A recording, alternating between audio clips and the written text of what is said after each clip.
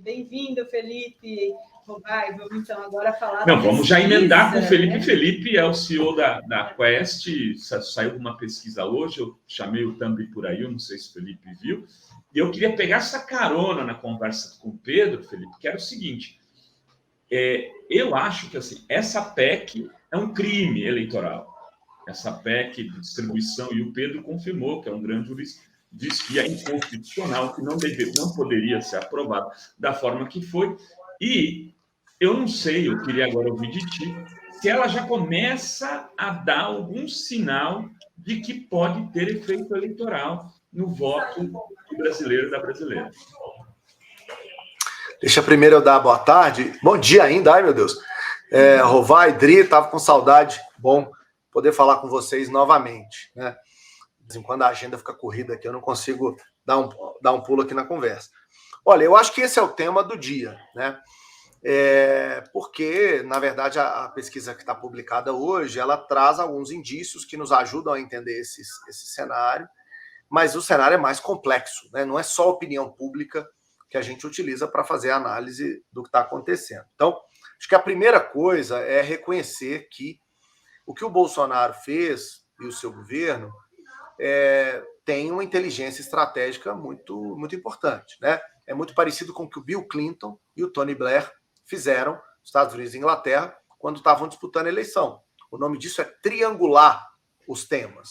Ou seja, o Bill Clinton, democrata, pega a agenda dos republicanos e traz para dentro da sua campanha e depois do seu governo. O Tony Blair faz a mesma coisa em relação aos conservadores. Então, o Bolsonaro tem hoje uma avaliação, me parece, de que, né, as pesquisas estão mostrando isso, a economia é o problema, as questões sociais são problemas, e isso força o governo a tomar posturas que são diferentes daquelas que eles geralmente defendem ou que estavam na pauta deles, né? Isso é a triangulação. E o interessante disso, Rovai e Dri, é que isso força a oposição a estar num lugar muito desconfortável, né? Porque como é que a oposição vai, dentro do Congresso, defender no processo eleitoral medidas de combate à pobreza e à miséria e, por outro, votar contra uma medida que faz justamente isso, que é tentar combater a miséria e a fome. Então, ou seja, é um movimento político muito interessante e que começa a trazer aí especulações sobre a sua possibilidade ou não. Eu tenho 2 dados para dividir com vocês. O primeiro é a comparação entre a avaliação do governo Bolsonaro, a avaliação do governo Bolsonaro entre quem recebe o Auxílio Brasil e entre quem não recebe. A gente não vê nenhuma diferença estatisticamente significativa nessa comparação. A gente faz a mesma comparação pegando o voto Lula e Bolsonaro entre quem recebe e não recebe o Auxílio Brasil, a gente também não vê uma diferença estatisticamente significativa. Ou seja, Rovai, ou seja, Dri, até aqui, essas medidas não geraram resultados eleitorais para o presidente. Ponto. Agora, achar que ele vai ficar parado, né, é ingenuidade. Todo político que tem a máquina, seja ele prefeito... Não tiveram efeito ainda, Felipe. Não tiveram efeito ainda. Ou seja... Mas eu vi que 60 e poucos % já estão informados sobre isso, né? Então, esse é o ponto. Me surpreendeu, desculpa te interromper então, mas é só para dialogar mesmo. E me surpreendeu o dado de que muitos deles colocam o auxílio caminhoneiro como mais importante do que o próprio Auxílio Brasil, Felipe. Então, só para explicar isso. Então, ou seja, olhando só para o Auxílio Brasil até aqui, não tem diferença estatisticamente significativa. Mas o que o governo conseguiu fazer, Rovai? Ele conseguiu criar expectativa. Ou seja, o governo, na proatividade do presidente, conseguiu construir no imaginário brasileiro, de parte do eleitorado, a ideia de que ele está tentando resolver os problemas. Prova disso é que, o nível de informação das pessoas sobre esses itens, né, esse pacote de medidas, está muito alto. Como você muito bem chamou a atenção. 61% dos brasileiros sabe da tentativa de aumentar o Auxílio Brasil. 54% sabe da saída do presidente da Petrobras. 46% sabe da criação dos auxílios para os caminhoneiros. 45% da tentativa de redução do ICMS. Ou seja, os patamares de informação estão muito altos, porque a sociedade está muito politizada. E os temas refletem diretamente, são soluções que refletem diretamente ao problema que o brasileiro diz que é o principal, que é a economia.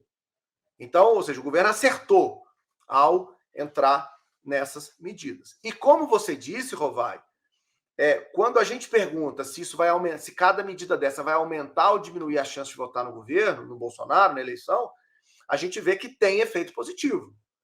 Tanto dentro do eleitorado do Lula, há uma parcela que olha para isso e diz, isso aumenta a minha chance de votar no Bolsonaro, como numa parcela considerável do eleitor da terceira via, ou o que a gente chama de nem-nem, também aumenta a chance de votar em Bolsonaro. Ou seja, Rovai, nós estamos vendo uma movimentação que, até aqui, o que foi feito do ponto de vista da criação do Auxílio Brasil não deu resultado, mas a movimentação e a proatividade do governo criou expectativa de que haverá uma melhora. Por que eu estou chamando a atenção para isso?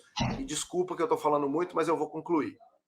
Expectativa, Rovai, ela tem duas consequências possíveis, diriam os psicólogos políticos. Expectativa pode se transformar em frustração ou em euforia. Ou seja, o que eu não sei, eu seria mandinar, aqui eu não sou péssima mandinar, eu não sei o que vai acontecer, porque depende de um monte de coisa. Ou seja, se todas essas medidas chegarem no bolso do eleitor da maneira como ele espera, como a expectativa gerada aparece, a gente vai imaginar que o governo conseguirá melhora nos seus indicadores de imagem e de eleição. Agora, se essa expectativa vira frustração, aí o resultado é reverso. Isso vem uma onda de volta que pode piorar ainda mais o cenário político para o governo. Ou seja, cara, as pesquisas de agosto vão ser mais importantes do que as pesquisas de julho. Ô, Felipe, mas assim, é muito difícil o cara passar a ganhar R$1.000 na mão, como os caminhoneiros e taxistas, e o auxílio ir para 500, né? 500 reais. 600 e o cara não ficar feliz com isso. Depende, Rovai. Vamos lá. Uma coisa, e aí eu quero chamar a atenção, vocês que são jornalistas atentos vão se lembrar disso. É inédito na história brasileira uma medida tão forte econômica em ano eleitoral. Até porque tem essa discussão da constitucionalidade disso, né? O único movimento político dessa grandeza foi o Plano Real em 1994, que aconteceu exatamente num ano eleitoral. A grande mudança, a grande mobilização. Ou seja, em nenhuma outra eleição a gente teve um movimento tão forte como esse de movimentação financeira, né, no governo pró. Agora, por que eu disse que depende? Isso é uma coisa que eu queria, que a turma que está nos assistindo prestasse muita atenção. Eleição tem uma parte que é racional, mas tem uma parte que é emocional. Então, a disputa da narrativa agora passa a ser muito importante. Eu acho que o marqueteiro do Bolsonaro e o marqueteiro do Lula passam a ser figuras centrais nessa conversa. Por quê? Porque não é sobre criar publicidade em torno do auxílio, da PEC e tal. É qual a narrativa vai ser construída por um ou por outro para que a disputa política se dê. Eu vou te explicar, Rovai. Será que a população vai olhar para essas medidas como se olha, em vários lugares do mundo, dizendo assim, olha, você está me dando dinheiro, tentando comprar meu voto? Me dá o dinheiro e eu voto em quem eu quiser.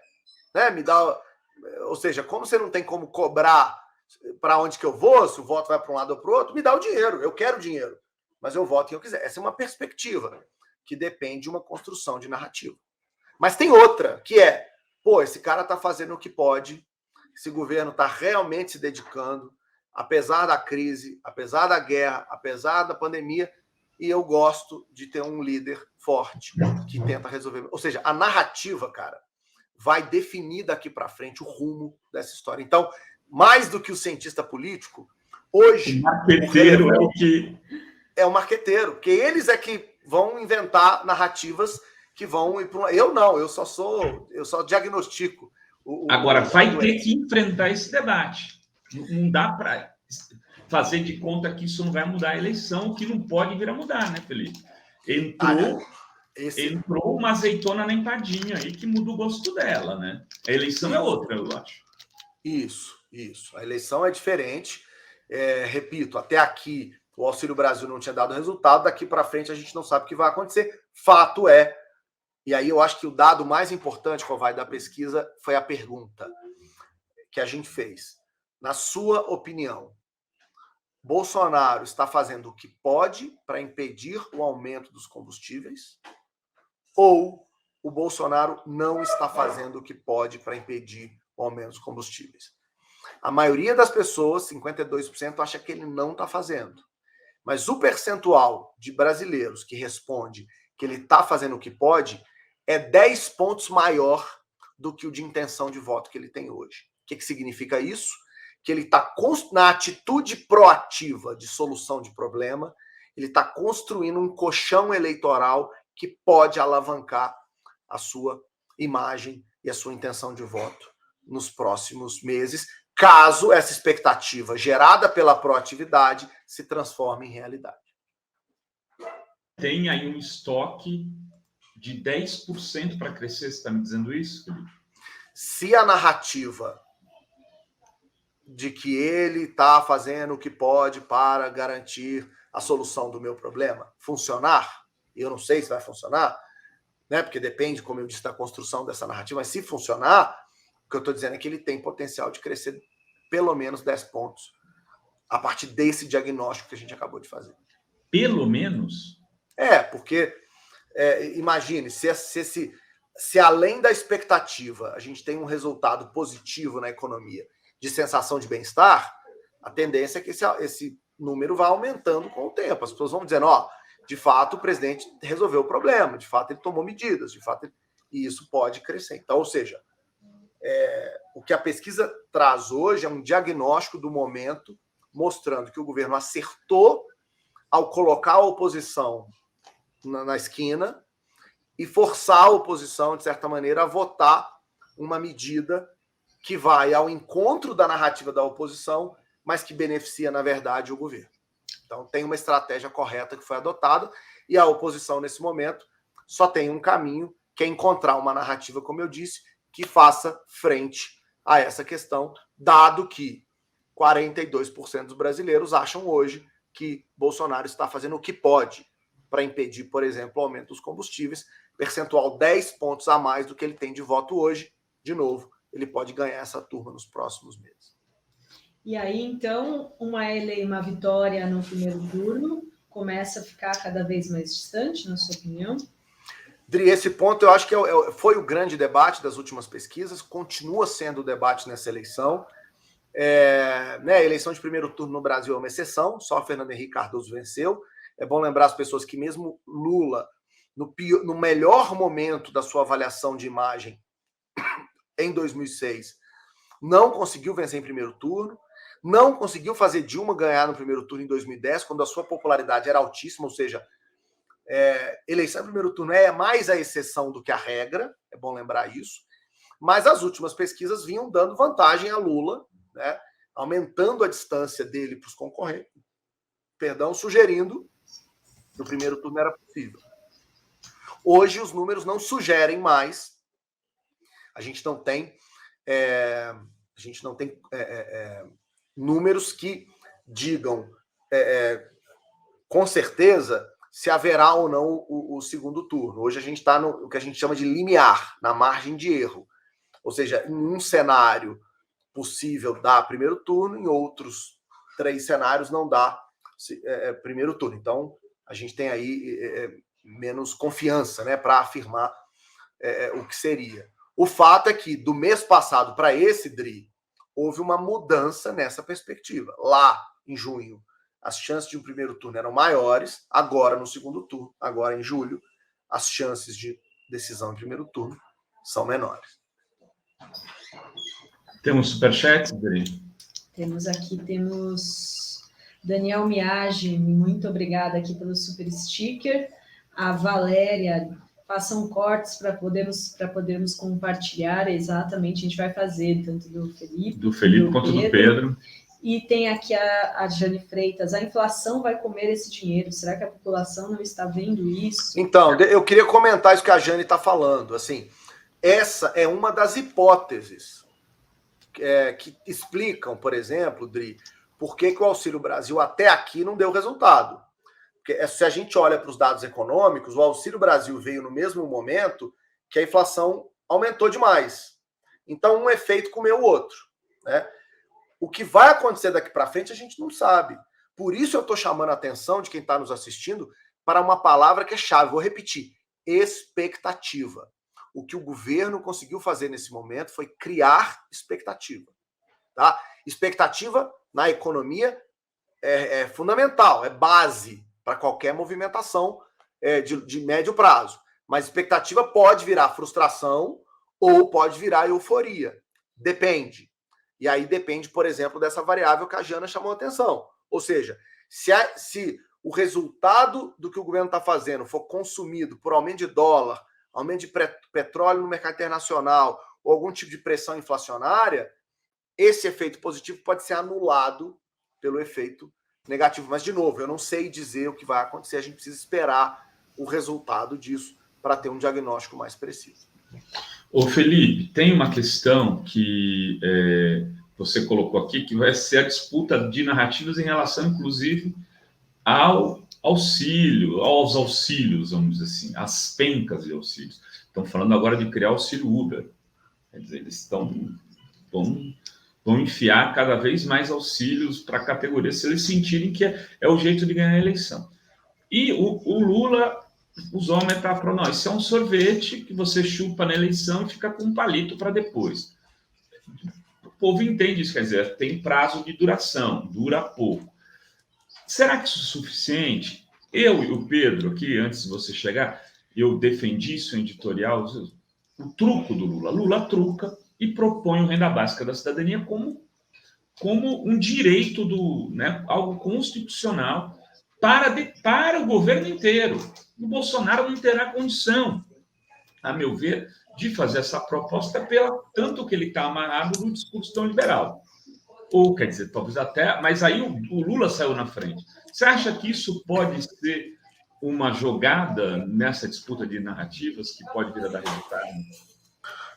Rovai, eu não sei dizer o que dá resultado, porque a gente, obviamente, não está trabalhando, né, nesse nível de teste de mensagem, etc. Agora, com certeza, sem um truco, a oposição vai dar espaço para que o Bolsonaro cresça nesse cenário, né? Ou seja, como eu disse, a disputa de narrativa é fundamental nesse momento, né? Se o Lula quiser recuperar, de certo, protagonismo desse momento, né? De novo, lembrando que houve um certo cheque aí, né? Não é cheque-mate, mas é um cheque do governo em relação à oposição.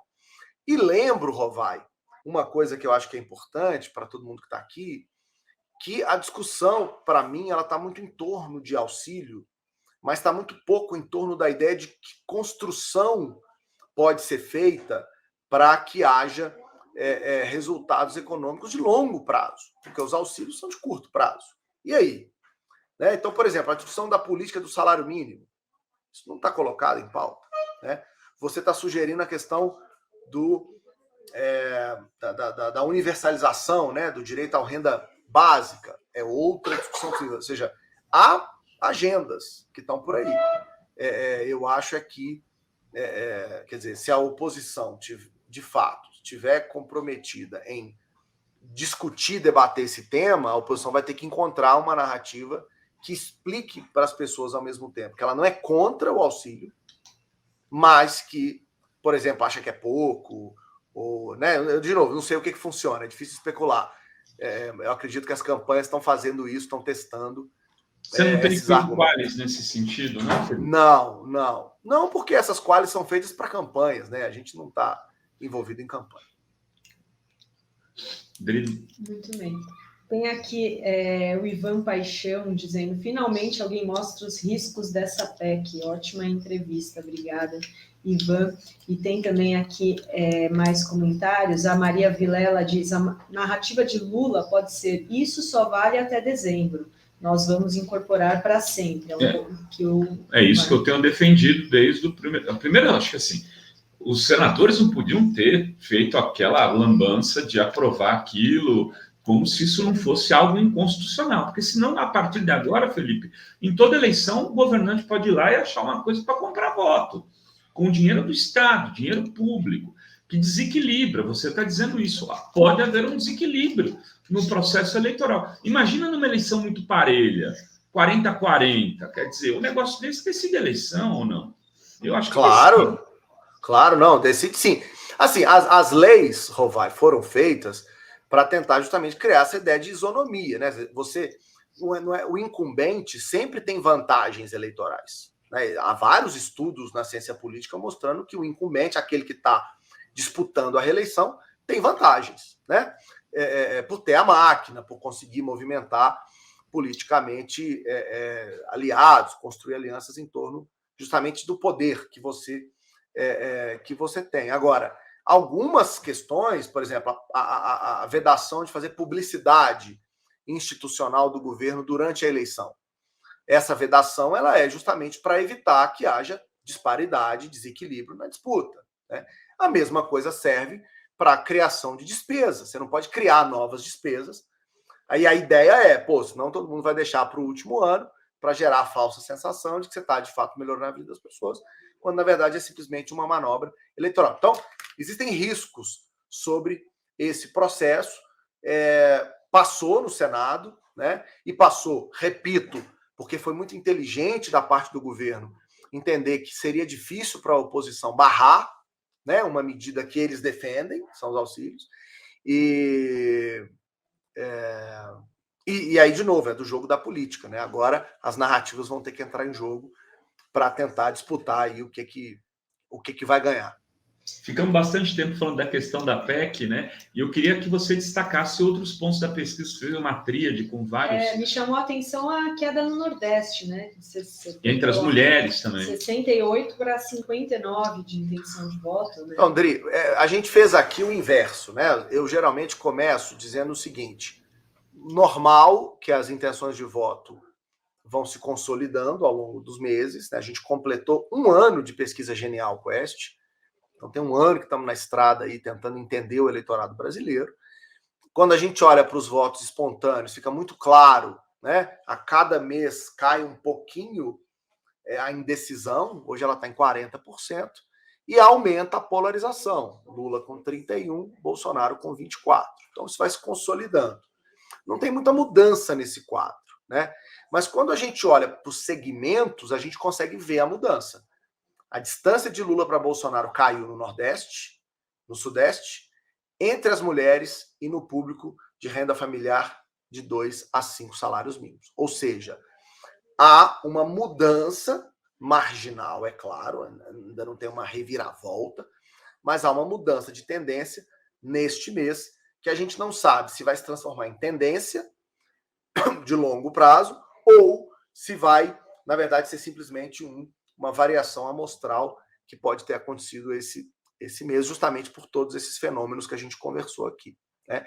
Mas o fato concreto é que sim, tem uma mudança aí nesses casos, e ela me parece ter sido provocada justamente por essa criação de expectativa na proatividade da figura do presidente, que está tentando fazer de tudo para recuperar popularidade, principalmente entre o eleitorado que é possível de ser conquistado, que é o eleitorado pragmático, que não vota de acordo com ideologia, mas que vota de acordo com a sua percepção de bem-estar. Então é isso que está... acho que essa é a novidade da pesquisa, né? E, obviamente, trazendo uma perspectiva aí positiva em torno do efeito ou não dessa PEC ao longo do tempo.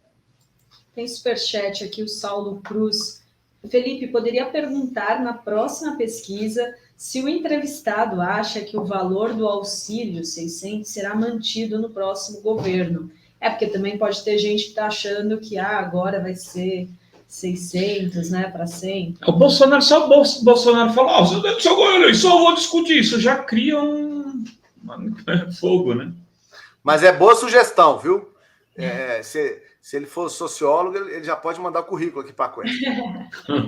Né? Vai testar o conhecimento sobre esse auxílio. E o Rafael Almeida diz: Borolito vai perder e sair do Planalto com CPI nas costas, pula fora dessa jangada furada bolsonarista ou vai acabar indo para a Rússia também? A CPI vai ser só depois das eleições, né, gente? Quer dizer, ainda tem debate. Ainda tem mais, é o que o tá Rodrigo resolvido. Pacheco quer. Mas o Rodrigo, não, se a coisa for para o Supremo, pode mudar. Agora, deixa eu fazer um comentário que eu acho importante. A gente está falando aqui sobre se vocês me permitem, Dri e Rovai. Claro. Você viu que eu estou muito em casa, né? Eu já vou interrompendo. Tá assim. Vai logo, é isso aí, mano. Papo aqui, é isso aí. Perdão. Mas é porque eu queria chamar a atenção para uma coisa, que é o seguinte. Nós, pesquisadores, jornalistas, o público em geral, adora ver mudança. Mas tem um detalhe que eu acho que é relevante.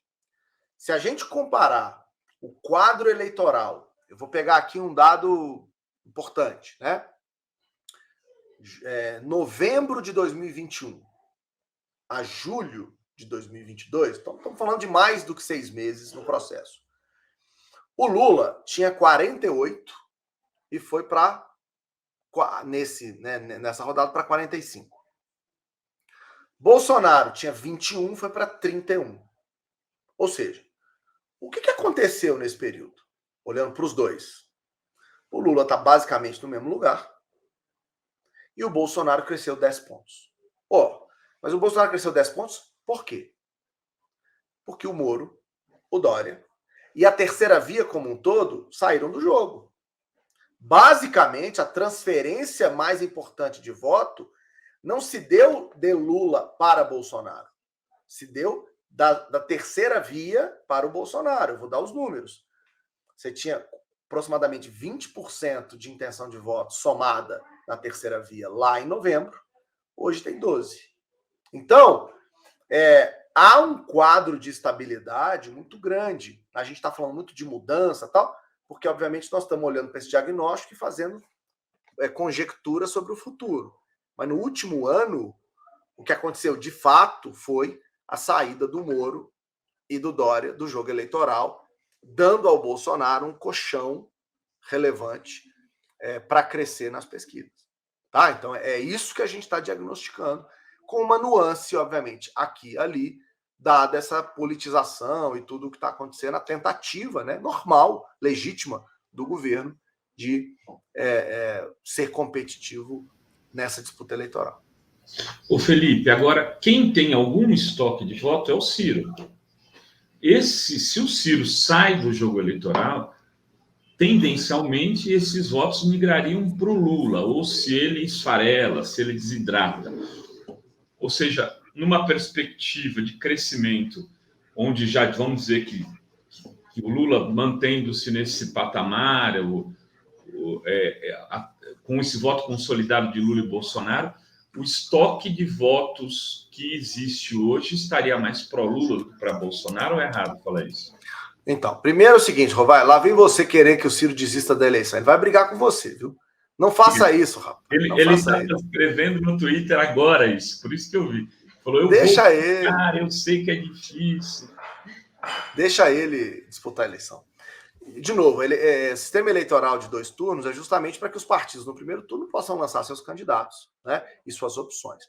A questão que está colocada é como é que o eleitor vai se comportar. O que a gente está vendo, Rovai, é que o eleitor, diante desse cenário que está colocado, tem altos incentivos para fazer o voto estratégico. Por quê? Ou seja, se o Ciro tem baixa probabilidade de chegar no segundo turno, esse eleitor tem alta probabilidade de migrar para a segunda opção dele. Né? Ou seja, eu repito, né, vou aqui fazer coisa de professor de ciência política. A questão não é quem é candidato. Acho que candidato é natural e é bom que tenhamos vários, os partidos políticos têm que defender suas posições. Eleição não é só sobre ganhar e perder, eleição também é sobre marcar posição, apresentar temas e, justamente por apresentar temas, contribuir para o debate público. Então, está tudo certo, né?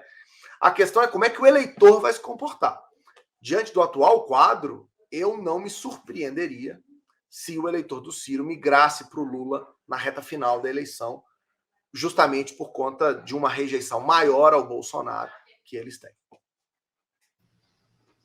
Perfeito. Tem aqui o Nanico, resumiu tudo. Felipe Nunes apresenta uma análise perfeita. Na verdade, esses auxílios concedem maior fôlego para o Planalto tentar emplacar a sua narrativa. Enquanto isso, o Bolsonaro ainda herda os votos do Moro e do Dória. E tem aqui também o Abaixo Neoliberalismo, que dá um superchat. E se um partido qualquer de centro, mas na oposição, a lá José Serra, que votou contra esses auxílios, entrar no STF, o STF tem que ser o fiel da balança. É o que a gente estava falando, né, Rovai? Só, acho que o Novo, né?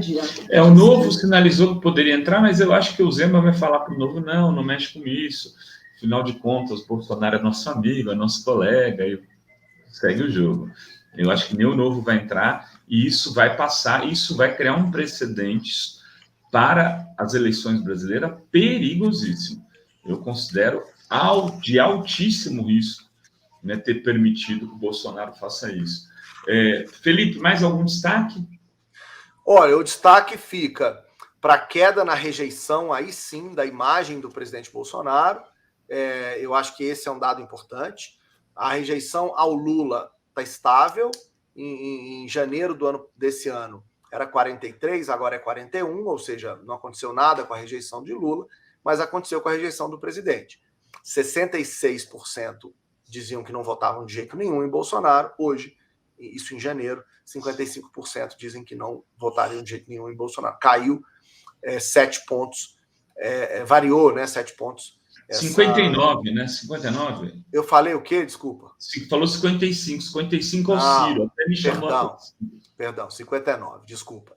Aí já é o problema da 20ª entrevista do dia, viu, Rovai? De vez em quando eu falo. Felipe, eu vou fazer o Fala Rovai até sobre isso, que o Ciro empatou com o Bolsonaro na rejeição. Gente, eu acho que o Rovai tem alguma coisa contra o Ciro, viu, Dri? Se der briga aí, eu não quero participar dessa briga, hein? Eu gosto muito dele. Eu gostava, na verdade. Só que eu acho que ele se perdeu no personagem. Mas eu sempre achei ele um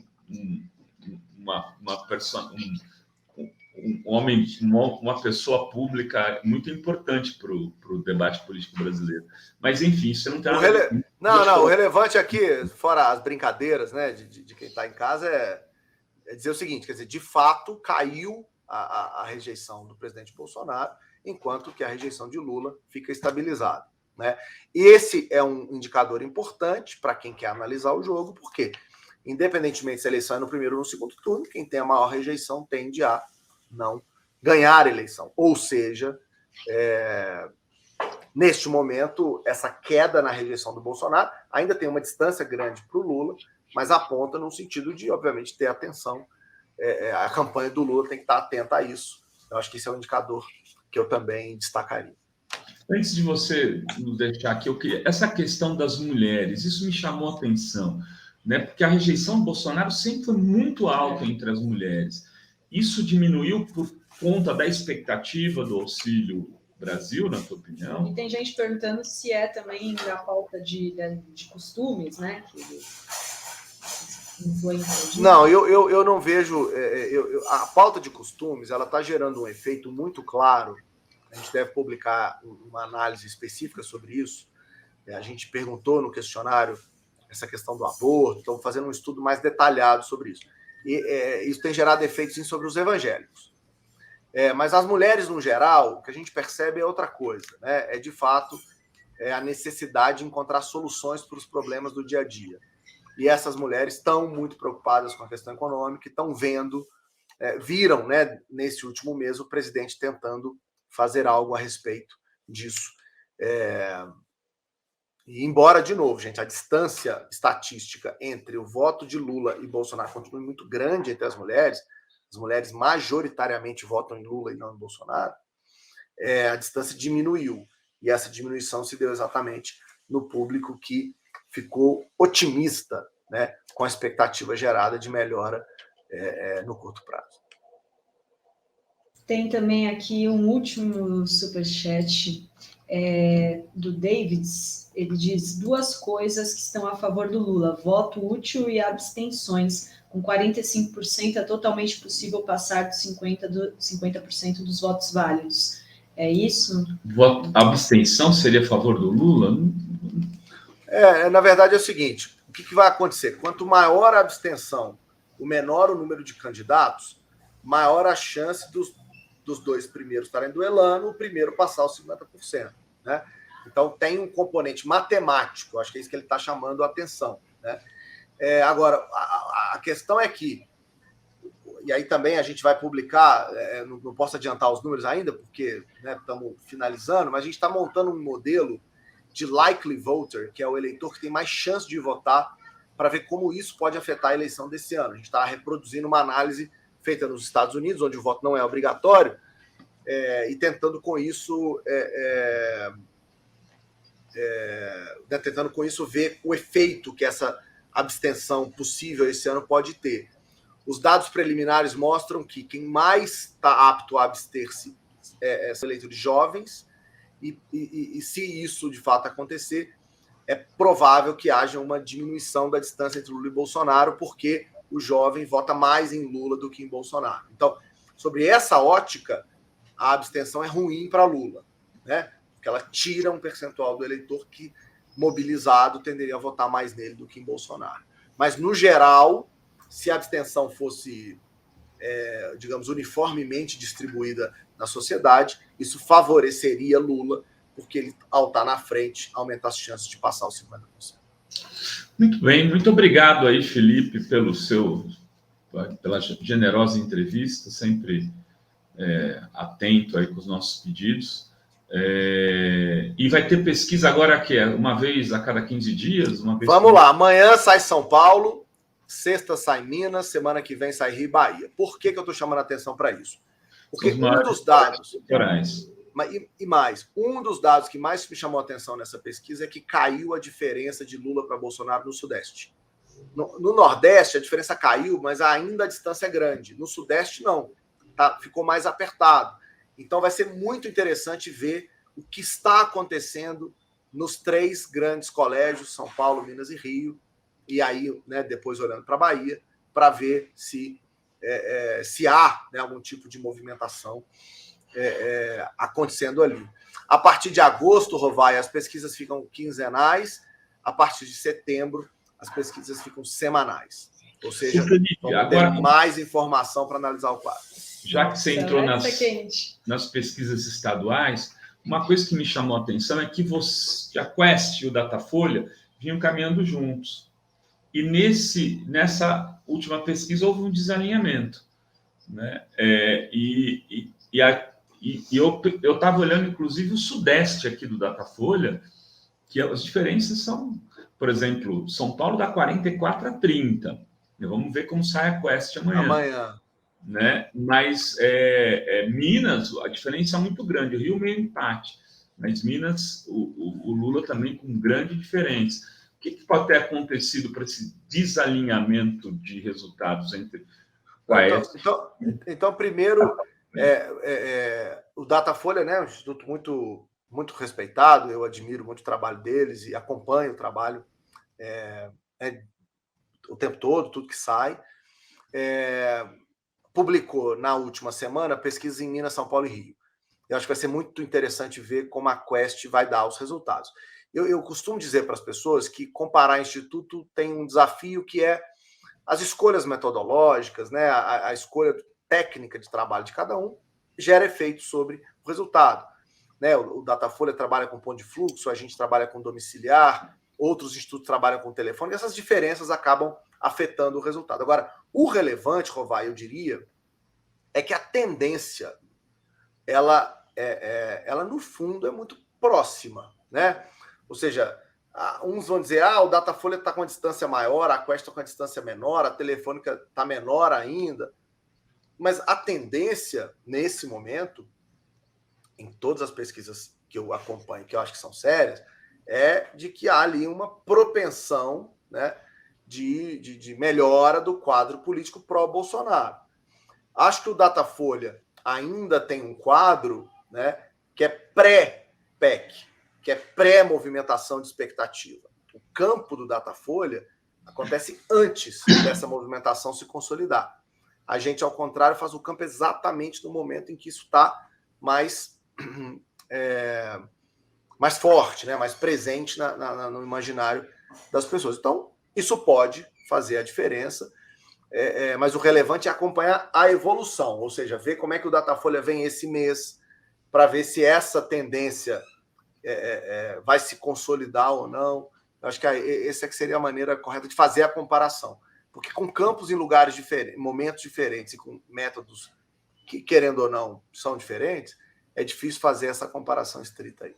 Mas, de novo, respeito muito o trabalho do Datafolha, acho que eles fazem um trabalho incrível. Eu fiz a pergunta exatamente porque vocês fazem pesquisas presenciais e havia um alinhamento das presenciais. O Coimbra até chama a atenção disso. E as telefônicas, o painel, elas davam um resultado mais estreito. E dessa vez houve um distanciamento. E faz o quê? Faz uma semana o Datafolha, é isso? Mas aí, quer dizer, se eles publicaram há uma semana, quer dizer que o campo é uma semana e meia, né? Porque o campo é antes da publicação. E aí o cenário político, Rovai, ele faz a diferença. Não à toa, a gente vai começar a dar pesquisa com mais frequência, quinzenal e depois semanal, porque muita coisa acontece e a opinião pública fica mais atenta, né? As coisas vão realmente...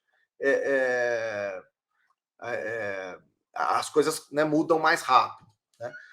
Eu acho que, de novo... A Datafolha foi divulgada 23 de junho, estava olhando aqui. Então, tá vendo? Já tem um tempinho, né? Então, e aí eu acho que o relevante aqui é o seguinte, quer dizer, o Lula continua sendo favorito na eleição, né? Se a gente olhar, a gente esqueceu aqui de falar do segundo turno. O cenário do segundo turno tem 25 pontos de vantagem para o Lula. Ele tem vantagem ainda na eleição. Mas eu acho que não é desconsiderável e não é de desconsiderar a ação política que Bolsonaro faz na tentativa de se recuperar. Acho que é isso que a gente está observando e as pesquisas não torcem para ninguém, não desejam... Né? Eu sou termômetro, Rovai. Eu não sou torcida, né? Então, para mim, o que eu quero é medir bem a febre e poder informar bem o debate público. Não, faz bem. Muito obrigado, meu irmão. Tudo de bom para ti aí, Felipe. Boa sorte no trabalho. Obrigada. Rovai, obrigado. Parabéns você, Idri, mais uma vez pelo trabalho. Você sabe que é sempre um prazer, sempre tem uma repercussão enorme as nossas conversas. Então, gosto muito de estar aqui. Agradeço pela oportunidade, por esse tempão, né? Vocês abriram aí para a gente poder conversar. Obrigado mesmo. Um abraço a todo mundo. Um abração, Felipe.